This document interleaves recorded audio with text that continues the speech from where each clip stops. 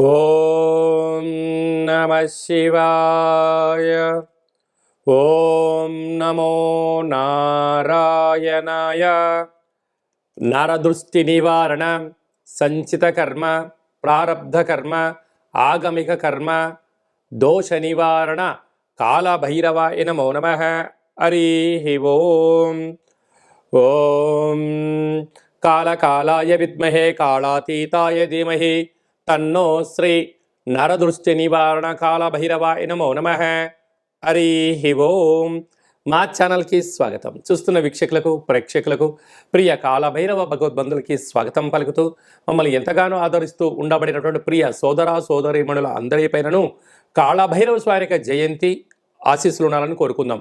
ఈ వీడియో మీరు చూస్తున్నారు అన్నట్టయితే, ఈ వీడియో చూడాలి అనుకుంటున్న అయితే మీకు కాళభైరవ స్వామికి ఆజ్ఞ ఉంది అని చెప్పి గమనించగలగాలి. ఈ వీడియో ప్రారంభం నుంచి చివరి దాకా మీరు ఎప్పుడైతే చూస్తారో కాళభైరవ స్వామికి ఆశీస్సులు కలిగి, అష్ట కష్టాలకు స్వస్తి పలికి, అష్ట ఐశ్వర్యాలకు, ఆనందాలకు, రాజభోగాలకు మీరు అర్హులు అవుతారు అని చెప్పి కాళభైరవ స్వామికి ఆజ్ఞ చేత మీకు చెప్పడం జరుగుతుంది. కనుక ఈ వీడియోను చూద్దాం, ఆచరిద్దాం, స్వామిని స్మరిద్దాం, ఆయన జయంతి ఆశీస్సులు కూడా పొందుదామని చెప్పి గమనించాలి. 1/12/2024 నుండి 31/12/2024 వరకు పుట్టినటువంటి వారందరూ కూడా ముందస్తుగా జన్మదిన శుభాకాంక్షలు. గతంలో వివాహం చేసుకున్న వారికి వివాహ వార్షికోత్సవ శుభాకాంక్షలు. ద్వాదశ రాశుల్లో గ్రహ గమనాల్ని ఒకసారి వీక్షింపచేద్దాం. వృషభ రాశిలో గురు సంచార స్థితి శత్రుస్థానంలో, కర్కాటక రాశిలో కుజ భగవానుడు నీచ సంచార స్థితి, కన్యరాశిలో కేతు సంచార స్థితి, వృశ్చిక రాశిలో రవి బుధ సంచార స్థితి, బుధాదిత్య రాజయోగము, ధనుసు రాశిలో శుక్ర భగవానుడు సంచార స్థితి, కుంభరాశిలో శని భగవానుడు స్వక్షేత్ర సంచార స్థితి, మీనరాశిలో రాహు సంచార స్థితితో ద్వాదశ రాశుల్లో గ్రహ గమనాలు ఈ విధంగా ఉన్నాయి. కనుక స్వామివారి యొక్క ఆశీస్సులు పొందుదాం, కష్టాలకు స్వస్తి పలుకుదాం, ఐశ్వర్యానికి స్వాగతం పలుకుదాం. అదే కాకుండా 2024 స్వస్తి పలుకుతూ 2025కు స్వాగతం పలుకుతూ ఈ యొక్క సంవత్సరం చివరి ఎండింగ్లో ఎలాంటి యోగాలను పొందాలో కూడా తెలుసుకుందాం. ప్రధానంగా మనకు ఈ సంవత్సరము 2024 అనగా 8 సంఖ్య, అందులో 31 4 సంఖ్య, మంగళవారం పూట అమావాస్యతో వచ్చింది. కనుక ఇలాంటి అమావాస్య తిథుల ఎందున అంటే మనకు సంపూర్ణమైన సంవత్సరం చివరి ఎండింగ్లో ఎలాంటి విధి విధానాలు పాటించాలి, ఏవి చేయొచ్చు, ఏవి చేయకూడదు. అలాగే డిసెంబరు 1వ తారీఖున కార్తీక మాస అమావాస్య, ఆదివారంతో కూడుకున్న అమావాస్య ఉంది కనుక ఎలాంటి విధులు పాటించాలో కూడా సంపూర్ణంగా తెలుసుకుందాం. మకర రాశి వారు ఈ ఆదివారం అమావాస్య సందర్భంగా, కాళభైరవ జయంతి సందర్భంగా, ఆంగ్ల సంవత్సరంలో చివరి మాసం అవ్వడం వలన ఒకవైపు ఏళ్ల నాటి శని చివరార్థ సంచార స్థితిలో ఉన్నప్పుడు ఎలాంటి దోషం తొలగించుకోవాలి, ఐశ్వర్యం ఆనందానికి ఎలా స్వాగతం పలకాలో ఈ వీడియోలో తెలుసుకుందాం. మకర రాశిలో ఏ నక్షత్రాలు వస్తాయిగా, ఉత్తరాషాఢ నక్షత్రంలోని 2, 3, 4 పాదాలు, శ్రవణ నక్షత్రంలోని 4 పాదాలు, ధనిష్టా నక్షత్రంలోని 1, 2 పాదం కలిపితే మకర రాశి అవడం జరుగుతుంది. చాలామందికి పుట్టినటువంటి కాల సమయంలో డేటా బర్త్లు లేనటువంటి కారణం వలన పేరు యొక్క మొదటి అక్షరాన్ని అనుసరిస్తూ ఆ రాశిని తెలుసుకునే ప్రయత్నం చేద్దాం. బో, జా, జీ, జూ, జే, జో, ఘా, గా, గి అక్షరాల వారందరూ కూడా మకర రాశి జాతకులే. మకర రాశి యొక్క అధిపతి శని భగవానుడు. వీరికి 2వ స్థానంలో శని భగవానుడు స్వక్షేత్ర సంచార స్థితిలో ఉండడం, తృతీయంలో రాహు, పంచమంలో గురువు, సప్తమంలో కుజుడు కుజ సంచార స్థితి, కుజదోష ప్రభావం ఉండడము, వ్యయంలో బుధాదిత్య రాజయోగములు లాభస్థానంలో ఉండడము, వ్యయంలో శుక్ర భగవానుడు సంచారం చేయనప్పుడు అనవసరమైన ఖర్చులు పొంచి ఉండడం, స్వతహాగా తెలిసిన దానికన్నా తెలుసుకోవాల్సింది చాలా ఉంది అనేటువంటి దానికన్నా అంతా నాకు తెలుసు అన్న పరిస్థితిలో మీరు భ్రమలో జీవించడం వలన సమయం, ధనం వృధా అవడమే కాకుండా అనారోగ్యాలు అంటే సీజనల్గా వచ్చేటువంటి జలుబు సమస్య, వాతావరణంలో మార్పుల వలన మీ శరీరం తట్టుకునే పరిస్థితి ఉండదు. ఇలాంటి కాల సమయంలో గోరువెచ్చని నీరు, వేడివేడి పదార్థాలు తినడం, సరైన తిండి, సరైన విశ్రాంతి, తగు వ్యాయామం, మెడిటేషన్ వలన అనారోగ్యాలను దూరం చేసుకోవడము, గ్రహస్థితిని అర్థం చేసుకోవడము, ఏం చేయొచ్చు, ఏం చేయకూడదో తెలుసుకునే మానవ ప్రయత్నం చేయగలిగితే మకర రాశి వారికి ఉన్నంత అదృష్టవంతులు ఎవరు లేరు అని చెప్పి గమనించాలి. ఇలాంటి కాల సమయంలో పూజా మందిరంలో ఒక తెలుపు క్లాత్ను కానీ నలుపు క్లాత్ను కానీ ఏర్పాటు చేసుకొని, నవధాన్యాలను కొద్దిపాటి నల్లటి నూనెను ఎక్కువగా ఉండేటట్టుగా ఏర్పాటు చేసుకొని, నారికెల దీపాన్ని కానీ కూష్మాండ దీపాన్ని లేకుండా రెండూ కలిపి కానీ దీపాన్ని ఏర్పాటు చేసుకొని, దిష్టి తీయించుకొని దానము చేయడం, మహాదేవుడికి అభిషేకం చేసుకోవడం, మహాదేవుడిని స్మరణ చేయడం వలన సకల గ్రహ దోషాలు తొలగిపోతాయని చెప్పి గమనించాలి.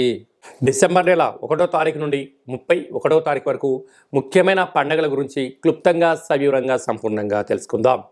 1వ తారీఖు కార్తీక మాసము ఆదివారము అమావాస్య సందర్భంగా మనం అందరము కూడా నివసించే ఇంటికి, వాహనాలకు, వ్యవసాయ క్షేత్రాలకు ఒక ఎర్రటి గుమ్మడికాయని కానీ ఒక బూడిద గుమ్మడికాయని కానీ దిష్టి తీసి పగలగొడదాం, నరదృష్టిని తొలగించుకుందాం. అలాగే ఆ రోజు వెన్నతో దీపం పెడదాం, పోలి అమావాస్య ఆశీస్సులు పొందుదాం. ఇంకొంచెం శక్తి కలిగితే మనము కొబ్బరికాయ, నిమ్మకాయ, తెల్లవాలు, ఆముదంతో పుడుకున్నటువంటి వాటితో వస్తువులు దిష్టి దించి బయట పడేసుకోవడం వలన సకల దృష్టి దోషం తొలగిపోతుందని చెప్పి గమనించాలి. అలా కుదరలేని వాళ్ళు ఈ కింద సంప్రదించండి. మీకు వీడియో కాల్ ద్వారా ఎలా చేసుకోవాలో కూడా మీకు చెప్పడం జరుగుతుందని చెప్పి గమనించాలి. మనకు 2వ తారీఖు నుంచి మార్గశీర్ష మాస ప్రారంభము. మనకు 7వ తారీఖున సుబ్రహ్మణ్యేశ్వర స్వామి యొక్క జయంతి. పుట్టలో పాల్పొద్దాం, స్వామిని స్మరిద్దాం, ధ్యానిద్దాం, సకల గ్రహ దోషాల్ని తొలగించుకుందాం. 8వ తారీఖున కాళభైరవ అష్టమి, కాళభైరవ స్వామి యొక్క జయంతి.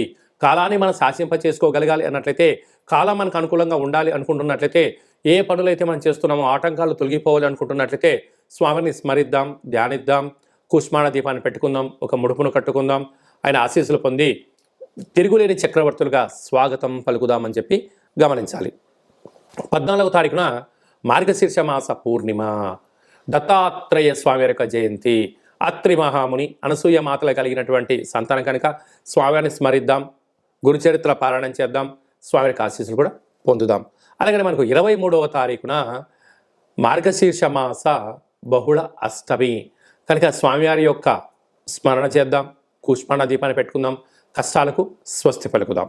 అలాగే మనకు 28వ తారీఖున శనివారము శని త్రయోదశి సందర్భంగా ఈ ఆంగ్ల సంవత్సరంలో చివరిగా వచ్చేటువంటి శనివారం శని త్రయోదశి సందర్భంగా మనకు అనుకూలంగా లేనివారు, ఆరోగ్యం కావాలి, రాజయోగం కావాలనుకున్న వారు శనేశ్వర స్వామిని స్మరిద్దాం, ధ్యానిద్దాం, నల్లటి నూనెలతో అర్చన చేసుకుందాం, విశేషం నల్లటి ఒత్తులతో దీపం పెడదాం, స్వామి యొక్క ఆశీస్సులు పొందుదాం.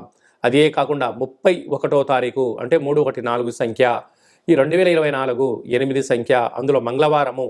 ఈ యొక్క సంవత్సరం అధిపతి కూడా రాజు కుజుడే అయ్యాడు కనుక వీలైనంత వరకు సంవత్సరం చివరి రోజున వీలైనంత వరకు 100% వరకు మనము దూర ప్రయాణాలు, వాయు ప్రయాణాలు, జల ప్రయాణాలు, కలహాలు, గొడవలు, ఆవేశమైన నిర్ణయాలు తీసుకోకుండా ఉంటే చాలా మంచిది అని చెప్పి గమనించగలగాలి.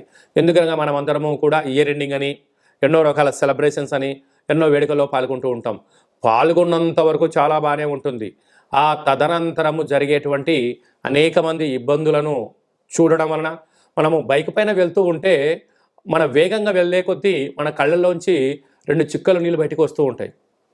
అంటే మనకు దేనికి సంకేతం చెప్తుందంటే, బాబు మితిమీరిన వేగం పనికిరాదు, నువ్వు నీ కంటిలో నుంచి చుక్కలు బయటకు వస్తున్నాయంటే నీ కోసం ఎదురు చూసేవాళ్ళు నీ తల్లిదండ్రులు, మీ భార్య, పిల్లలు నీ ఇంటి దగ్గర ఉన్నారు, మితిమీరిన వేగం పనికిరాదు అని చెప్పి మన దేహము ప్రకృతి ద్వారా చెప్తుంటుంది.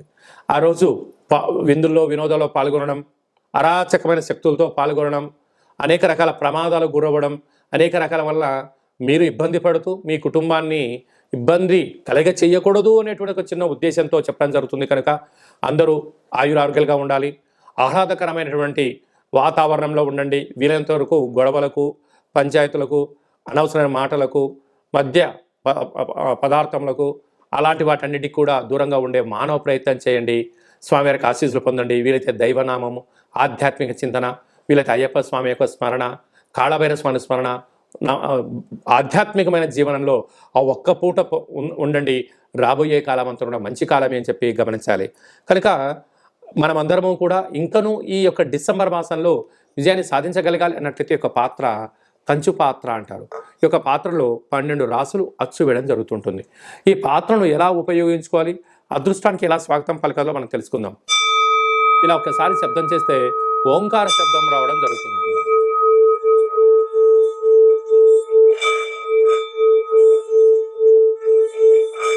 ఈ యొక్క శబ్ద తరంగాల వలన ఇంట్లో మనం ఏదైతే అనుకుంటామో ఓంకార శబ్దం కారణం వలన, కాళభైరవ స్వామి స్మరణ వలన ఇంట్లో ఉండబడినటువంటి సకల దరిద్ర దేవత గ్రామ సంచారంలోకి వెళ్ళిపోవడం, గ్రామంలో సంచరించేటువంటి మహాలక్ష్మీదేవి గళ్ళు గళ్ళుమని ఇంట్లోకి రావడం, యంత్ర ప్రయోగాలు, మంత్ర ప్రయోగాలు, తంత్ర ప్రయోగాలు, తాంత్రిక ప్రయోగాలు, నరదృష్టి, సకల కర్మల యొక్క దోషం తొలగిపోతుందని చెప్పి గమనించాలి.